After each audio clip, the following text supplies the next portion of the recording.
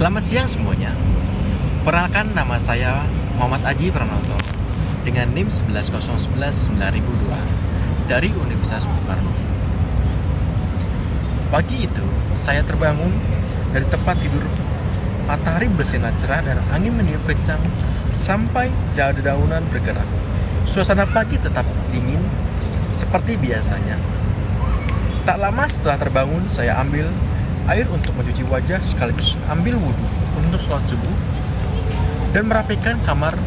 Terbunyi notifikasi di smartphone saya dan melihat ada ikon-ikon aplikasi isi pesan untuk saya.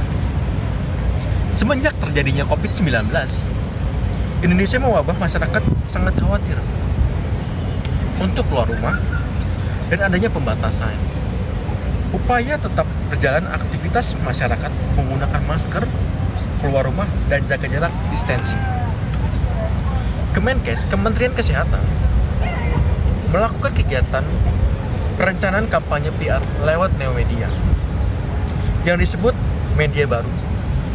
Upaya yang dilakukan membuat media online dan cetak lalu di follow up pada bagian jurnalistik untuk ekspos ke media massa. Massa berarti informasi. Informasi yang akan disampaikan secara terbuka. Kamu bisa melihat secara kerja pola komunikasi persuasif di Kementerian Kesehatan. Penggunaan bahasa visual dalam proses komunikasi semakin berkembang pesat. Zaman revolusi industri, maaf saya ulangi kembali. Zaman revolusi industri di Inggris pada abad 20 bermunculan media penyampai informasi atau pesan yang menggunakan bahasa visual sebagai salah satu elemen utama. Media ini dalam bentuk cetak yang digunakan dalam bidang perdagangan, penerbitan, dan juga informasi budaya. Generasi Z sudah muncul kesadaran mengenai efektivitas dan manfaat penggunaan bahasa visual pada komunikasi modern. Namun, banyaknya para pengguna menyalahgunakan keefektifan penyaluran media sosial. Perkembangan komunikasi visual tersebut juga terdampak pada munculnya bidang keahlian yang memfokuskan komunikasi visual, yaitu desain komunikasi. Pernahkah mendengar di sekeliling kamu apa itu komunikasi? Komunikasi merupakan proses penyampaian informasi yang dikelola menjadi sebuah pesan yang akan disampaikan oleh komunikator dengan komunikan. Alasannya, komunikasi itu sendiri tidak dapat lepas dari aktivitas kayak itu. Namun, aktivitas komunikasi memiliki hambatan. Hambatan dengan kata lain dari sudut pandang latar belakang budaya dan status sosial yang berbeda. Hakikat manusia sebagai makhluk sosial yang membutuhkan uluran tangan orang lain dan membutuhkan komunikasi dengan orang banyak. Komunikasi antar pribadi merupakan bentuk komunikasi secara langsung bersifat spontan dan antara dua orang atau lebih melalui pesan verbal atau pesan non-verbal, sehingga terjalinnya komunikasi. Setiap hari dan setiap saat masyarakat melakukan aktivitas komunikasi antar pribadi seperti berbicara dengan anggota keluarga, tetangga, dan kerabat terdekat. Pada saat berbincang diri sendiri dan meyakinkan diri dalam memutuskan sesuatu, manusia melakukan komunikasi intrapribadi. Pada sebuah organisasi, manusia membacakan masalah atau mengembangkan sebuah ide-ide atau inovasi, saling berinteraksi dalam komunikasi kelompok atau komunikasi organisasi. Jika berinteraksi dengan pihak lain yang mempunyai latar belakang budaya yang berbeda, maka manusia sudah melakukan komunikasi antar pribadi.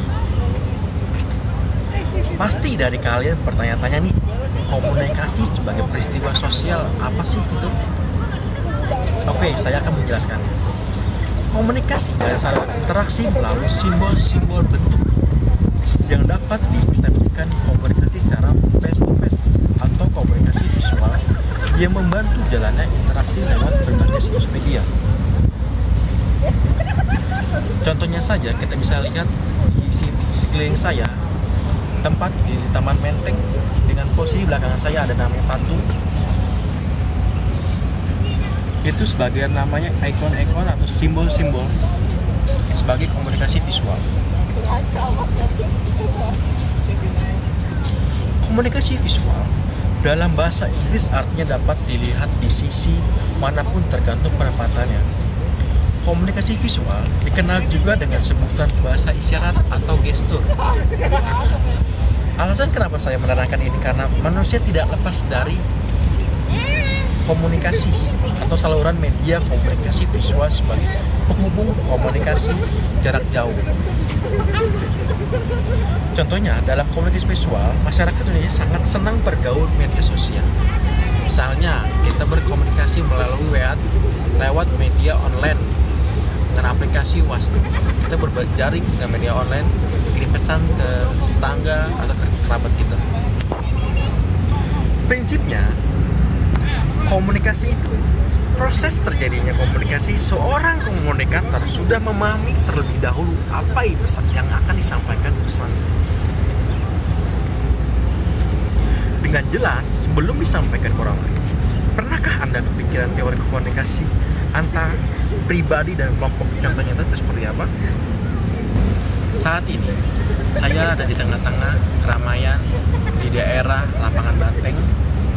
Di sebelah saya atau di sudut ujung kiri saya, kita bisa lihat ada komunitas yang di baju biru, helmet, dan ada juga fotografer dan ada juga modelnya sedang motor, sekaligus juga sebagai komunikasi face to face yang dinamai komunikasi secara langsung. Karena tidak hanya juga komunikasi itu memiliki hambatan. Kenapa memiliki hambatan? Contoh, darinya kalau kita mengarahkan suatu hal model untuk mengarahkan ke fotografi, tidak hal yang mudah lah.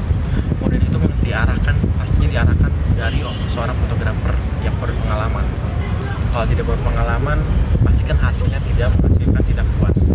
Oke. Dan di sini juga saya akan menyerangkan sebagai orang public speaker atau komunikator, sebagai orang leader, sebagai yang mempunyai informasi tidak kalah mudah. Karena maaf saya ulangi kembali, saya akan menjelaskan tentang public speaker atau sebagai informator leadership. Dimana kalau seorang public speaker kita harus memiliki sebuah bahan informasi yang sudah kita kuasai dan kita hafalkan.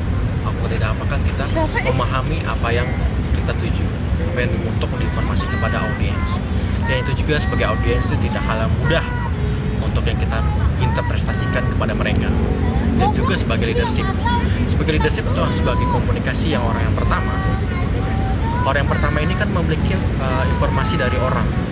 Itu harus jelas apakah mereka itu sudah mendapatkan informasi yang sudah cukup detail, jelas, padat, atau belum.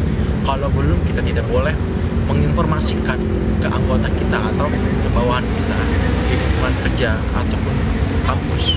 Itu sama aja kita yang dinamakan miskomunikasi. Kenapa dikatakan miskomunikasi? Komunikasi kan hal yang tidak lepas dari hal umum atau aktivitas masyarakat. Contohnya kita sebagai mahasiswa atau siswi di Universitas Bongkar. Dan ada beberapa pengalaman seperti itu. Terjadilah komunikasi yang sangat miskomunikasi sekali dari dosen ke mahasiswa dan mahasiswa. Oke. Kalau kalian ingin lebih tahu lebih dalam lagi apa itu komunikasi, simak baik-baik, lanjutkan informasinya. Assalamualaikum warahmatullahi wabarakatuh. Ya.